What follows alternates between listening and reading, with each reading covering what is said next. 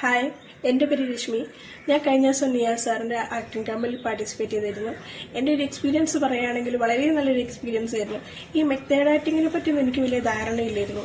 നേരിട്ട് പോയി എക്സ്പീരിയൻസ് ചെയ്തപ്പോഴാണ് മെത്തേഡ് ആക്ടിങ്ങിനെ പറ്റിയൊക്കെ എനിക്ക് മനസ്സിലായതും അതിനെക്കുറിച്ച് കൂടുതൽ പഠിക്കാൻ സാധിച്ചതും. പിന്നെ ഈ ഡൈനാമിക് മെഡിറ്റേഷൻ എന്നൊക്കെ പറഞ്ഞാൽ ഞാനിതൊരു എക്സ്പീരിയൻസ് ചെയ്യാത്തൊരു കാര്യമായിരുന്നു.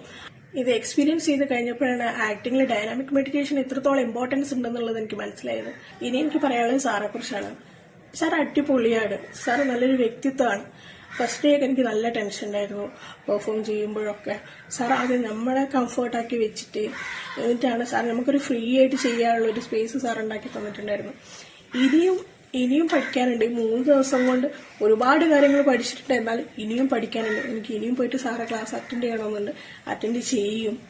സിനിമയെ കുറിച്ചുള്ള എൻ്റെ ഒരു തോട്ട് അതൊന്നും അല്ലായിരുന്നു. ഒരുപാട് കാര്യങ്ങൾ പഠിക്കാനുണ്ടെന്ന് കുറച്ച് കാര്യങ്ങൾ പഠിച്ചു. ഇനി കുറെ കാര്യങ്ങൾ പഠിക്കാനുണ്ട്. അങ്ങനെ ഒരു അവസരം ഉണ്ടാക്കി തന്നതിന് സാറോട് വലിയ നന്ദിയുണ്ട്.